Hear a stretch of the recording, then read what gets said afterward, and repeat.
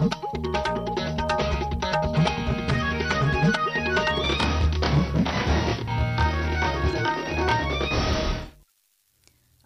গুৱাহাটী পুৱাৰ আঞ্চলিক বাতৰি পঢ়িছো সংগীতা শৰ্মাই এতিয়াৰ প্ৰধান বাতৰিসমূহ হ'ল 900 কোটি টকা ব্যয় সাপেক্ষে মঙলদৈত স্থাপন কৰিবলগীয়া অসম দক্ষতা বিশ্ববিদ্যালয় বিধেয়কত অসম মন্ত্ৰী পৰিষদৰ অনুমোদন কোভিড-19ত মৃত্যু হোৱা ৰাজ্যৰ সাংবাদিক গৃহৰক্ষী আৰু অংশকালীন কৰ্মচাৰীকো 50 লাখ টকাৰ বীমা সাহায্যৰে সামৰি লোৱাৰ বাবে ৰাজ্য চৰকাৰৰ সিদ্ধান্ত অসমত কোভিডৰ পৰা আৰোগ্য হোৱা লোকৰ সংখ্যা ৭৯,৩০৭লৈ বৃদ্ধি ১৯,২১৯ জন চিকিৎসাধীন জিএছটিৰ ক্ষেত্ৰত প্ৰভাৱিত ৰাজহ সংগ্ৰহৰ জোৰা মৰাৰ উদ্দেশ্যে ৰাজ্যসমূহলৈ কেন্দ্ৰীয় চৰকাৰৰ দুটা বিকল্প ব্যৱস্থা গ্ৰহণৰ প্ৰস্তাৱ চলিত বৰ্ষত উচ্চ আৰু নিম্ন প্ৰাথমিক টেট পৰীক্ষাত কৃতিত্বৰে উত্তীৰ্ণ প্ৰাৰ্থীসকলৰ মেধা তালিকাৰ ভিত্তিত আজি নিযুক্তি পত্ৰ প্ৰদান আৰু প্ৰধানমন্ত্ৰী জনধন আঁচনিৰ অধীনত দেশত 6 বছৰত 40 কোটি 35 লাখৰো অধিক বেংক একাউণ্ট মুকলি এতিয়া শুনক বিতং বাতৰি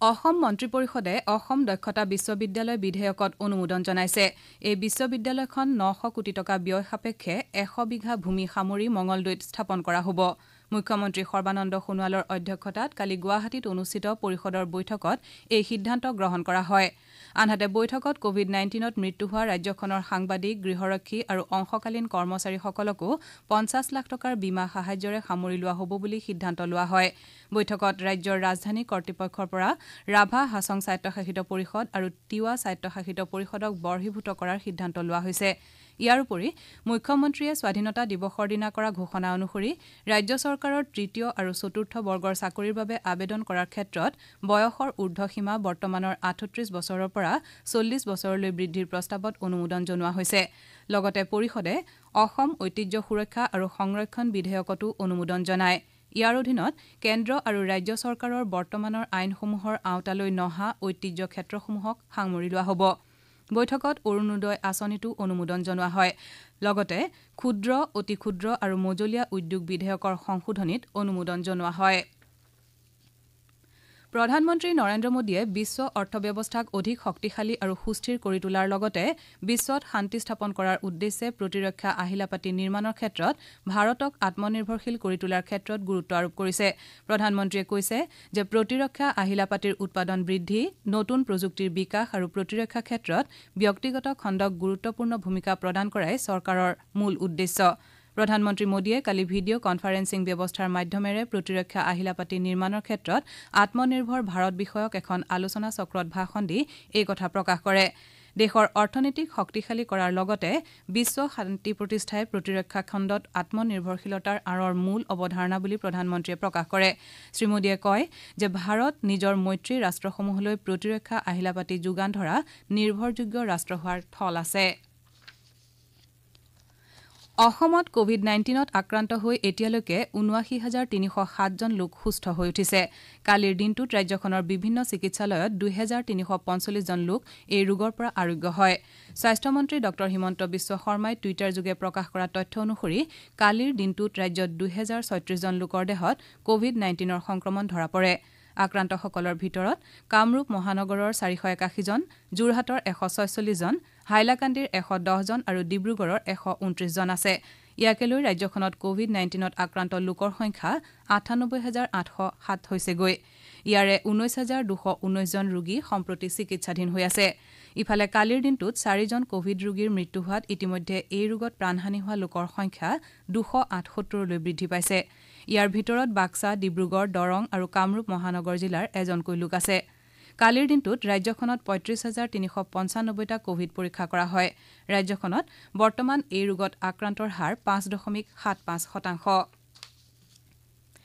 নলবাৰী জিলাত যোৱা ২৪ ঘণ্টাত ৪৪ জন লোকৰ কোভিডৰ সংক্ৰমণ ধৰা পৰাত মুঠ আক্ৰান্তৰ সংখ্যা ১,৯৪৪লৈ বৃদ্ধি পাইছে ইয়াৰে ১,৭০২ জন আৰোগ্য হোৱাৰ বিপৰীতে ২৪২ জন চিকিৎসাধীন হৈ আছে বাক্সা জিলাত নতুনকৈ ১৬ জন লোকৰ দেহত কৰোনা ভাইৰাছৰ উপস্থিতি ধৰা পৰাত জিলাখনত আক্ৰান্ত লোকৰ সংখ্যা ১,২১৫লৈ বৃদ্ধি পাইছে ইয়াৰে ৮৭৭ জন আৰোগ্য হৈছে আৰু ৩৩০ জন চিকিৎসাধীন হৈ আছে কোকৰাঝাৰ জিলাত নতুনকৈ ৪১ জন লোকৰ দেহত কোভিড-19ৰ সংক্ৰমণ ধৰা পৰিছে ইয়াকে লৈ জিলাখনৰ মুঠ আক্ৰান্তৰ সংখ্যা ১,৪৭৭লৈ বৃদ্ধি পাইছে জিলাখনৰ মুঠ সুস্থ হৈ উঠা লোকৰ সংখ্যা ১,০৯৬ হৈছেগৈ ইয়াৰে 326 জন চিকিৎসাধীন হৈ আছে। জিলাখনত এতিয়ালৈকে 8 জন লোকৰ এই ৰোগত আক্ৰান্ত হৈ মৃত্যু হৈছে। চিৰাং জিলাত যোৱা 24 ঘণ্টাত 66 জন কোভিড ৰোগী চিনাক্ত হোৱাত মুঠ আক্ৰান্তৰ সংখ্যা 797লৈ বৃদ্ধি পাইছে। আনহাতে কালি 20 জন ৰোগী সুস্থ হৈ উঠাত মুঠ আৰোগ্যৰ সংখ্যা 573 হৈছেগৈ। জিলাখনত চিকিৎসাধীন ৰোগীৰ সংখ্যা 224। কামৰূপ জিলাত 100 জন লোকৰ দেহত নতুনকৈ কোভিডৰ সংক্ৰমণ ধৰা পৰাত মুঠ আক্ৰান্তৰ সংখ্যা 5166 হৈছেগৈ। ইয়াৰে 1007 জন চিকিৎসাধীন হৈ থকাৰ বিপৰীতে 4153 জন আৰোগ্য হৈছে। ধুবুৰী জিলাত নতুনকৈ 49 জন লোকৰ দেহত কোভিডৰ সংক্ৰমণ ধৰা পৰাত মুঠ আক্ৰান্তৰ সংখ্যা 2526লৈ বৃদ্ধি পাইছে। ইয়াৰে 2134 জন আৰোগ্য হোৱাৰ বিপৰীতে 392 জন চিকিৎসাধীন হৈ আছে। ইয়াৰে 8 জনৰ মৃত্যু হৈছে।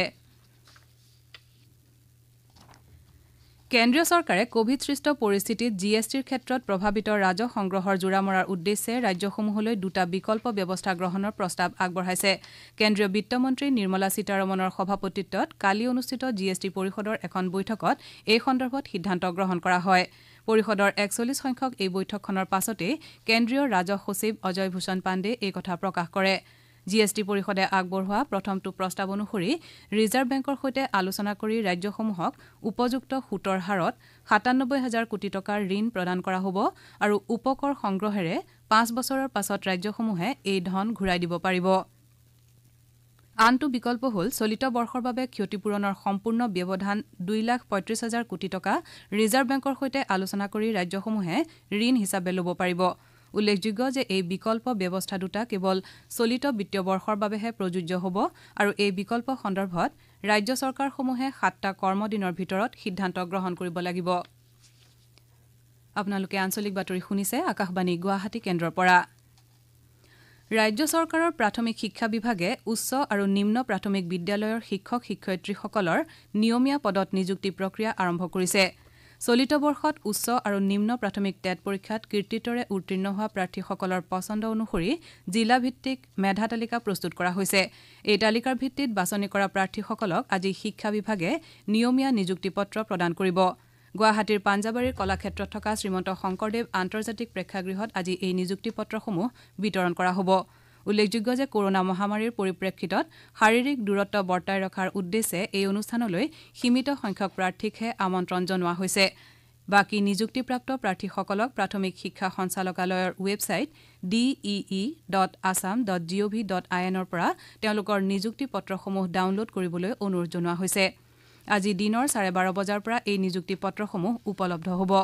মুখ্যমন্ত্ৰী সৰ্বানন্দ সোণোৱাল নিযুক্তি পত্ৰ বিতৰণী অনুষ্ঠানত মুখ্য অতিথি হিচাপে উপস্থিত থকাৰ লগতে শিক্ষামন্ত্ৰী ডঃ হিমন্ত বিশ্ব শৰ্মা সন্মানীয় অতিথি আৰু শিক্ষা বিভাগৰ ৰাজ্যিক মন্ত্ৰী ভৱেশ কলিতা বিশিষ্ট অতিথি হিচাপে উপস্থিত থাকিব।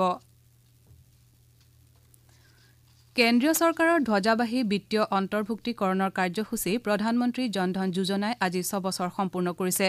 দেশৰ প্ৰতিজন লোকক বেংকিং সেৱাৰে সামৰি লোৱা 2014 চনৰ 28 আগষ্টত এই আঁচনিখন মুকলি কৰা হৈছিল। উল্লেখযোগ্য যে এই আঁচনিৰ অধীনত 40 কোটি 35 লাখৰো অধিক বেংক একাউণ্ট খোলা হৈছে। আঁচনিখনৰ আৰম্ভণিৰে পৰা এতিয়ালৈকে 1,31,000 কোটিৰো অধিক টকা এই একাউণ্টসমূহত জমা কৰা হৈছে। চৰকাৰৰ বিভিন্ন আঁচনিৰ অধীনত এনে একাউণ্টৰ 8 কোটি গৰাকীয়ে প্ৰত্যক্ষ লাভ হস্তান্তৰ ব্যৱস্থাৰ জৰিয়তে ধন লাভ কৰিছে। ৰাজ্যখনৰ বান পৰিস্থিতিৰ মূল্যায়নৰ উদ্দেশ্যে অসমলৈ অহা কেন্দ্ৰীয় চৰকাৰৰ 6জনীয়া প্ৰতিনিধিৰ দলটোৱে আজি বান ক্ষতিগ্ৰস্ত মাজুলীকে ধৰি কেইবাখনো জিলা ভ্ৰমণ কৰিব। মাজুলীৰ গড়মূৰত প্ৰতিনিধি দলটোৱে উপায়ুক্তৰ লগতে জিলা প্ৰশাসনৰ সৈতে এখন গুৰুত্বপূৰ্ণ বৈঠকত মিলিত হৈ বানত ক্ষতিগ্ৰস্ত অঞ্চলসমূহ পৰিদৰ্শন কৰিব। দলটোৱে আজি পুনৰ কাজিৰঙা ৰাষ্ট্ৰীয় উদ্যানৰ বানৰ ফলত হোৱা ক্ষয় ক্ষতিৰ বুজ লোৱাৰ কথা আছে।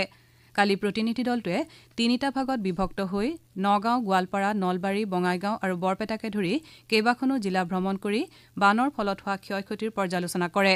দলটো আজিও এই জিলাকেইখন ভ্ৰমণ কৰি পৰিস্থিতিৰ বুজ ল'ব। উল্লেখযোগ্য যে এই পৰ্যন্ত চলিত বছৰৰ 3টা বানত ৰাজ্যখনত লাখ লাখ লোক ক্ষতিগ্ৰস্ত হৈছে। অসম চৰকাৰে ইতিমধ্যে বানৰ ফলত হোৱা ক্ষয় ক্ষতি সন্দৰ্ভত কেন্দ্ৰীয় চৰকাৰলৈ অন্তৰ্বৰ্তী প্ৰতিবেদন প্ৰেৰণ কৰিছে আৰু ক্ষতিপূৰণৰ বাবদ প্ৰায় 2,300 কোটি টকা বিচাৰিছে।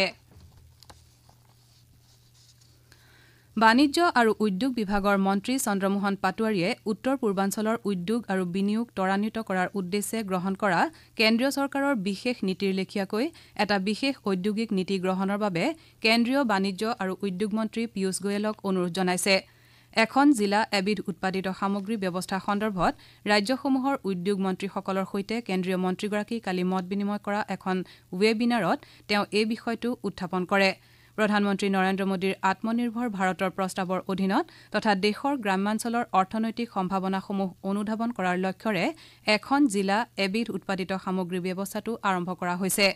কালিৰ এই ৱেবিনাৰত ভাগ লৈ মন্ত্ৰী পাটোৱাৰীয়ে এই বিষয়টোৰ লগতে অসমত উৎপাদিত পাট মুগা, চাহপাত, বাঁহ, বেত, হস্তশিল্প সামগ্ৰী আদিৰ ৰপ্তানিৰ বাবে ৰাজ্য চৰকাৰে গ্ৰহণ কৰা ব্যৱস্থাৱলীৰ বিষয়ে কেন্দ্ৰীয় মন্ত্ৰীগৰাকীক অৱগত কৰায়। এই ক্ষেত্ৰত গঠন কৰা জিলা পৰ্যায়ৰ সমিতিসমূহৰ বিষয়েও তেওঁ জানিবলৈ দিয়ে। এতিয়া শুনক আজি গুৱাহাটীৰ পৰা প্ৰকাশিত দৈনিক বাতৰি কাকতৰ মুখ্য বাতৰিৰ চমু অৱলোকন উৎপল কুমাৰ দাসৰ পৰা।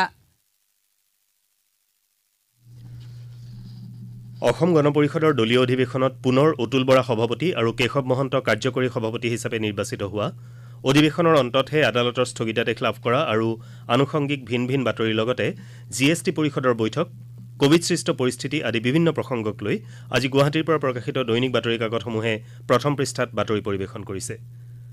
মোহময়ী দৰদী কণ্ঠৰ অধিকাৰী অৰ্চনা মহন্তৰ বিয়োগৰ বাতৰিটোও প্ৰতিখন কাকতেই প্ৰথম পৃষ্ঠাত গুৰুত্ব সহকাৰে প্ৰকাশ কৰিছে। GSTৰ ক্ষতিৰ জোৰা মাৰিবলৈ ৰাজ্যসমূহক ঋণ লোৱাৰ প্ৰস্তাৱ আগবঢ়োৱাৰ বিষয়টোৰে অসমীয়া প্ৰতিদিন কাকতত ভয়ংকৰ অৰ্থ সংকটত পৰিব ৰাজ্যসমূহ শীৰ্ষক এটা বাতৰিয়ে আজিৰ প্ৰধান বাতৰিৰ স্থান লাভ কৰিছে। দৈনিক অসম, আমাৰ অসম, অসমীয়া খবৰ, দৈনিক অগ্ৰদূত, আছাম ট্ৰিবিউন, চেণ্টিনেল আদি কাকতে অতুল বৰা পুনৰ অগপৰ সভাপতি পদত অধিষ্ঠিত হোৱাৰ বাতৰিটো ভিন ভিন শিৰোনামেৰে প্ৰধান বাতৰি হিচাপে প্ৰকাশ পাইছে। আনহাতে আকাশমাৰ্গেৰে উত্তৰ পূবক সংযোগ কৰাৰ এখন আঁচনিৰ বিষয়ে উল্লেখ কৰি নিয়মীয়া বাৰ্তা কাকতত অসমৰ আকাশত উৰিব টেক্সি বিমান শীৰ্ষক এটা বাতৰিক প্ৰধান বাতৰিৰ স্থান দিয়া হৈছে।